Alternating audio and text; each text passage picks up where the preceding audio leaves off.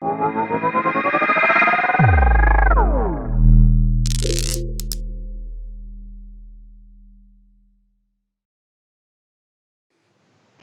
you so much, Chris. And actually, as you may be able to tell, we have a last-minute substitute. Kathleen is actually under the weather, so her husband Arthur is going to be joining us today. So here we are. But thanks, Chris. I always love your intros. You're amazing. So we'll talk about Arthur. He's an early architect of the Tezos protocol. Prior to becoming involved with that full time, he worked at X and Waymo on self-driving cars. And in his earlier career, he worked as a quantitative analyst at Goldman Sachs and Morgan Stanley. He graduated from the École Polytechnique and holds an MS in financial mathematics from the Quant Institute at NYU. So apologies for the switch up, but I think we have quite a fine person to be the substitute, so we're all good from here. So Arthur, first of all, thanks for stepping in last minute. We hope Kathleen's doing well and recovers well. So just, do you want to tell us, what are you up to right now? There are always so many things going on in your life. Yeah, so I do this thing I've been doing for a while now, which is I tend to be a free electron in the Tezos ecosystem, and I try to play matchmaker. I try to talk to different people who are building on Tezos or who are building Tezos, do a little bit of technical thought. I write tech posts. I talk to engineers about cool features to integrate in Tezos. I test the protocol, this type of things. Okay. So how do you feel that Tezos is doing right now? Well, as a chain, it's about to get its fourth upgrade. So as you know, Tezos is an upgradable chain. And the first upgrade was Athens last year, followed by Babylon and Carthage. The upgrades are named by convention after cities. And so there's one which is now in its final voting phase, called Delphi. And if it's adopted, it will be it should be activated in early November, and then looking forward for another upgrade after that. So there's been a steady pace of upgrades coming into the Tezos chain, and I think what's really cool about it is how it gets just progressively better and better and better. It doesn't just come out and say like, oh, that's what it is. It's built to upgrade. It's built to be to keep at the forefront of technology. Very nice. And so what is your future with Tezos? Are you going to... Go ahead. I'm sorry, my future with Tezos or the future of Tezos? Well, actually, both. Well, I think the future of Tezos, the beauty of it is that it's really in the hand of its community, in a sense that the upgrades to the protocol are decided by the vote of the token holders. So it is really it is really a community-driven governance process, as opposed to being top-down, which I think is really cool. The idea is, how can you have a protocol that upgrades, that gets better without breaking its own rule? So the future is kind of up in the air in that sense. Like we don't know what necessarily in which direction the community will push. But in general, if I read the room, if I look at what people are building on Tezos, I think the future is more privacy in transactions. Currently Tezos, like many other blockchains, has this like only transparent ledger. It's good to be able to offer people the opportunity to have privacy in how they do transactions. I think increase in throughput and scalability are also on the menu. And also improvements in the smart contract language is one feature I'm particularly excited about, called tickets. And they essentially let you create assets and treat them as first-class value. So it's a better way for programmers to create and use assets inside of the Tezos blockchain. Okay. And just, what is your future with it? Are you planning to stick with it for the foreseeable future? Are you, Yeah, no. So keep doing this free electron thing I've been doing. There's also a project I've been kind of spending time on for the past year, which is called Checker, which is what I call the RoboCoin on a Tezos chain. And so it's been in the ID and spec phase for a long time, and so now it's finally moving into like the actual implementation phase. So I'm pretty excited about that. So do you have a timeline for that yet? Not quite. No, not quite. I don't want to. I don't want to jinx it. You start with the timeline, and but of course I would. Sooner rather than later. Okay, excellent. And is that kind of your main focus right now, or do you have other things that you're planning to look at, planning to start in the coming months, years? I think like besides trying to be like a matchmaker in the ecosystem and helping out people who have technical questions or helping to brainstorm ideas, I would say my focus would be on this mostly. Okay. And how is Kathleen's gaming venture coming along? It's coming along. So they had an alpha for their game Emergence, and a lot of good feedback on the game. And so now they're reworking the gaming engine. And so it's going along. So unfortunately, I'm a good substitute to Kathleen to speak about the Tezos ecosystem. I am not as good of a substitute to talk about the Coast game. But I've played the game. The game is really fun, and I think what's really good about our approach is that it is not, it's not like a crypto project for crypto people. And I think there's a tendency in our space to be too much inward looking. This is primarily a game for gamers who like CCGs, and it happens to be on a blockchain. But the blockchain aspect is not put front and center. In a sense, we don't want people interested in this game because it's on a blockchain or because it's or because it uses smart contracts. We want people to use the game because it's first and foremost fun. And the thing about collectible card games is that they are trading games. Like trading cards is an integral part of the game. That's what people used to do at comic book stores. You would get your magic cards, for example. You go to the comic book store, you exchange them. That's an integral part of the game, and that's a part that's been erased when this game have moved on a digital space. And so that reintroducing this aspect, I think is quite fundamental, and that's what they look at. So really, their audience is like first and foremost gamers. And CCG enthusiasts. Okay.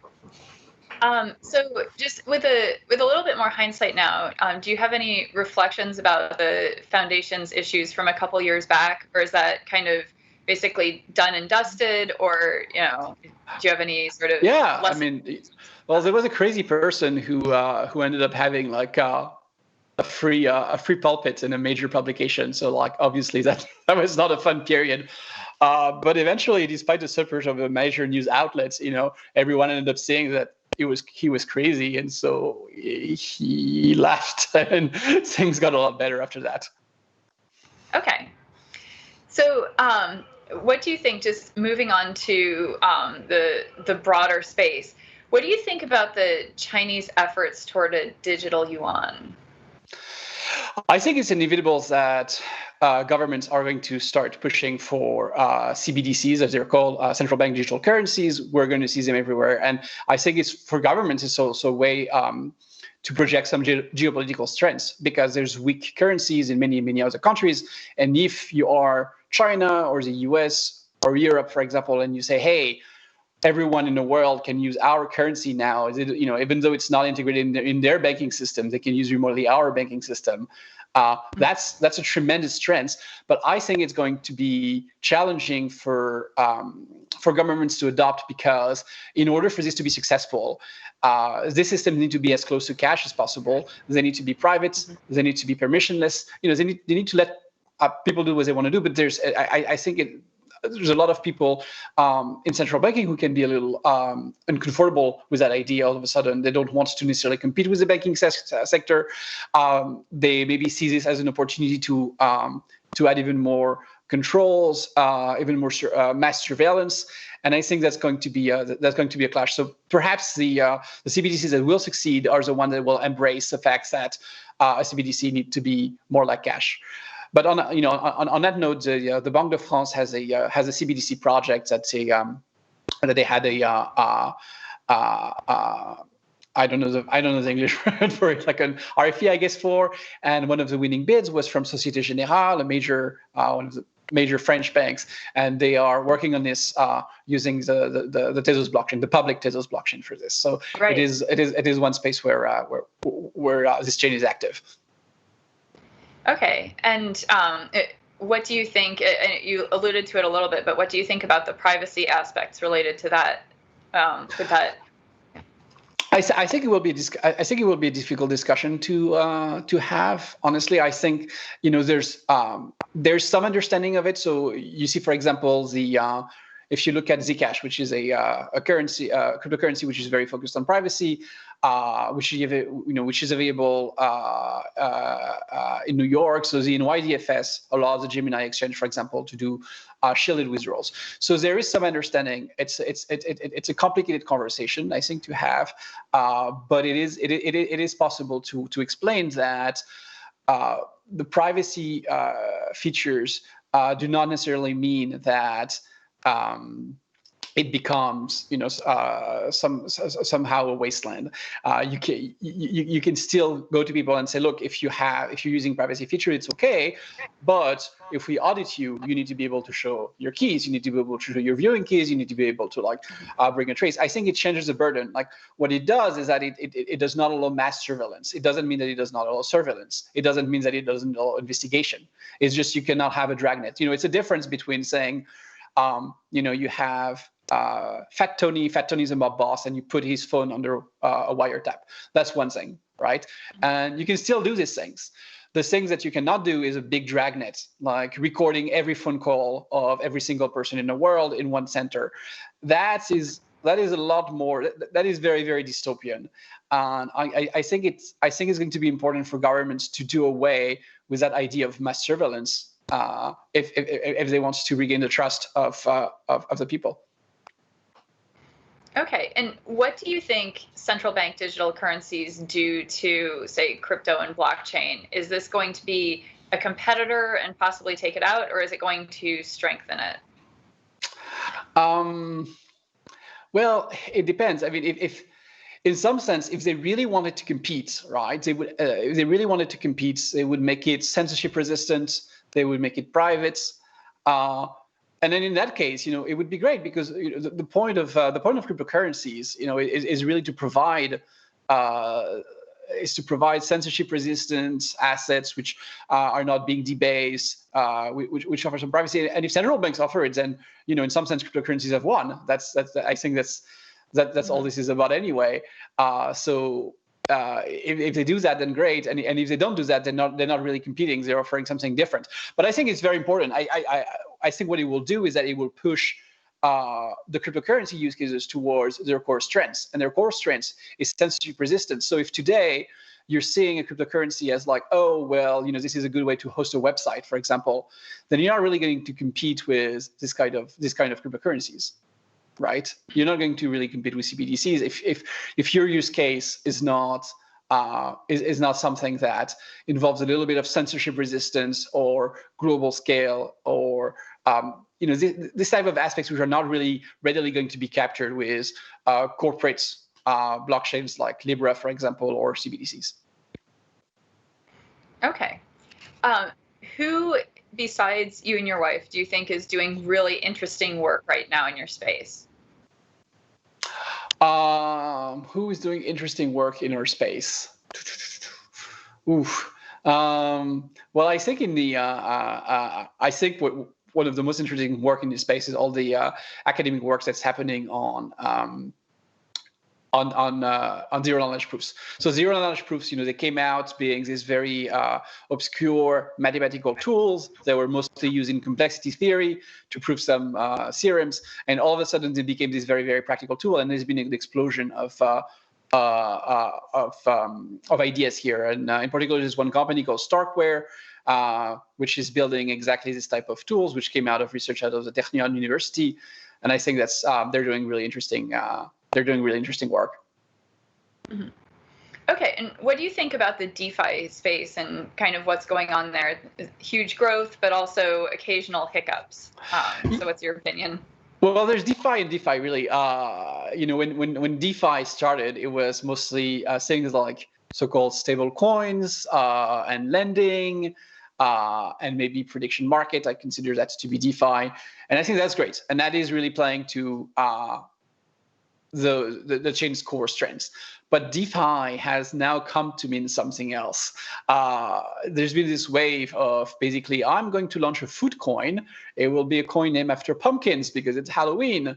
and you're gonna, and if you take your pumpkins and you provide liquidity for the pumpkin markets, and you get more pumpkins, and it's, and well, what do you do with a pumpkin? Well, you can trade them for like decorative gourds that come after that. There's no, it's purely circular. So this is just like entertainment or gambling, however you want to call it. So that's not really interesting. That's not really a market. I think it's important when you look at a system, what are its experts? Like, what service are you giving? And if you look at even, the most legitimate DeFi projects are going to be around lending, and they're going to be around DEXs, right? So, like Uniswap, for example, or Compound. But what these things do essentially is like, why is there lending? Well, the primary reason for lending is people wanting leverage, and the primary reason for DEXs is trading. So in some sense, even though you have legitimate use cases like lending and DEXs, they only exist insofar as people want to exchange their pumpkin tokens for decorative gourd tokens. So that is not really sustainable. What you want to see is actually giving financial services that people need. So that means insurance, that means prediction markets, that means actual consumer lending. So these DeFi applications, I think, would be real. Or tokenization of assets. That's one of the there's a few billion of assets which are in the pipeline to be tokenized on a Tezos chain. I think this type of financial activities which are real, which actually provide value, are more interesting and more likely to stick in the long run. Okay. And what do you think about the increasing institutionalization of crypto? Like, you have more of the bigger firms getting into it. You have bigger trades, the more established exchanges doing products. So is that kind of in the spirit of how it started? Is this a good thing? Well, yeah, the great thing is that it doesn't matter in some sense. That's the beauty of it. It can, like as long as a chain is permissionless and as long as the chain is open, you can have as many institutions use the chain and participate in the chain, and it doesn't actually preclude other people from using it the way they want to be using it. And that's the beauty. It's kind of like if you look at the internet. At first, it was just like between researchers and maybe the military. So it was the small things, and then hobbyists. And you can have very large corporations have websites, but just because a very large corporation has a website doesn't prevent you from having your small personal website. So that's what's great about permissionless system, is that in some sense, it cannot really harm you that there is this institutionalization, and that's great. But I think it's positive overall. Like the more the merrier. Okay. And then what about the increased regulation? Of course, governments are taking notice, and we've had some, the Department of Justice in the US looking at it. We've had the UK looking into products. So, what do you think on that front? Well, I think that broadly speaking, regulators worldwide have done one thing really right, and that thing has been that they have not regulated the technology itself. They have focused on regulating the endpoints. That is, the interactions with people, the interaction with the financial system, and so on and so forth, but not try to regulate the technology itself. And I think that's a wise approach, and I hope it continues. The only cracks we can see in this is some of the pushbacks that there is today against end-to-end encryption, for example, for messaging services. It's not starting to they're not talking about cryptocurrencies yet, but this is one of the few cracks that I see. So long as they do not attempt to regulate innovation and pure technology and focus on the actual use of the technology, I think that is a good status quo. Okay. Do you have any thoughts about the price of crypto right now? Like, what's happening with Bitcoin or Ether? Any of those keep going up? Too high? It's all like these prices are always wild. They go up, they go down. I've been looking at this for close to a decade, because I started looking at this early on. I mean, there were no prices right a decade ago, yeah. But maybe 8 for the past 8 years, and I've seen it all. So it's there's this gif of a roller coaster, and that people use to illustrate this thing, and so that is really what it is. I don't have, I don't think anyone knows what the prices are going to what the prices are going to be. Sure, I think like they're like some people may be able to have alpha because they have like this keen insight on everything that's going on, but mostly markets are largely efficient. Mm-hmm. Okay. But perhaps the ones in cryptocurrency less so. Okay. So what advice do you have for people who are going into crypto and blockchain right now? I would say learn the fundamentals and try to think from first principles. Like it's very easy to take some things as granted or to accept them because everyone's doing it one way and so that's the way it should be done. Really try to think from first principles. Really try to understand the basics of cryptography. Really try to understand the basics of economics and finance and the basics of a distributed system. But if you're building applications, especially like DeFi applications, for example, the lack of like having really good financial knowledge and understanding of economics, I think, is paramount. And we see it, for example, in the design of some of the algorithmic stablecoins. We've seen a lot of perpetual motion machines in terms of economic design. And so it's a little bit of reading of just like classical mainstream economics, and especially financial economics can go a long way. Okay, so I'm curious, since you do have a background as a quant, how do you think the quant industry overall is doing? And there is kind of this budding industry in crypto as well. So do you think that has a good future, or do you think crypto is not as easy to do it with? So I haven't been in the quant industry since 2016, right? But when I was a quant, like a lot of quants were really into cryptocurrencies because it was an intersection of finance and technical, messy stuff. So there was already like a tremendous amount of interest with some of my colleagues working on HFTs, and many of them have actually made the jump and are working on crypto-related projects. So there's always been this affinity. Okay, and I just have to ask too, since you have the background in self-driving cars, which is such a cool thing. So how do you feel like that industry is doing, and do you think it's going in the right direction? Yeah, I think it's doing great. If you look at, I used to be at Waymo, and so at the time they had like this pilot program in Chandler, Arizona, and right now they started opening up now to everyone, and I think in Chandler, and it's full driverless. So it's happening. I think maybe it's not happening on the timeline that's maybe some people expected, but it is happening. Like you can actually like take a ride today in a self-driving car, and it works. I think that's fantastic. One of the things that maybe people don't get always about self-driving cars, it's not so much about when, but sometimes it's about where, in the sense of like it's obviously easier to drive in an American cities than it is to drive in some small one-lane road in the Himalayas, for example, right? So you're going to see the roll-up is going to be more geographic. I think that I think that's a pretty that's a pretty obvious thing, but yeah, I think the space is doing great, and I'm pretty sure we're going to have self-driving cars, in the next years. Okay, and what do you think is the coolest, most interesting thing going on in crypto blockchain right now?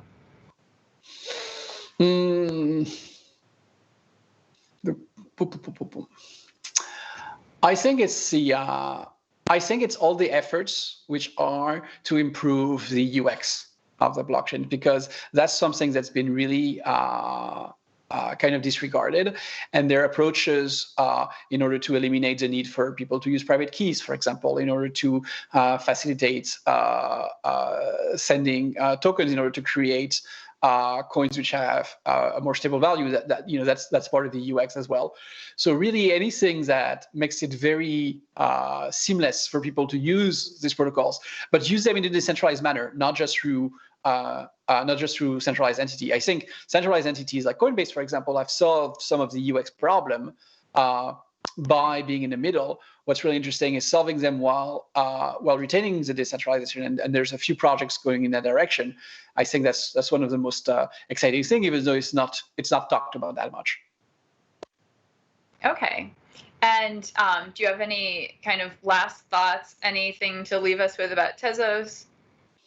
Yeah, I think that it was mentioned earlier that Tezos was a smart contract platform in a cryptocurrency. One of the things I'm fascinated about is how people distinguish cryptocurrencies and smart contract platform, or how people will say like, oh well, Bitcoin and Ethereum and Tezos, are in different categories, and I think they're not. I think fundamentally all of these blockchains are first and foremost cryptocurrencies, and today, cryptocurrencies are first and foremost store of values, censorship-resistant store of values. I think it's one of the main use case, and people have weird ideas about money, and so they're very, very reluctant to understand that holding something is a use case.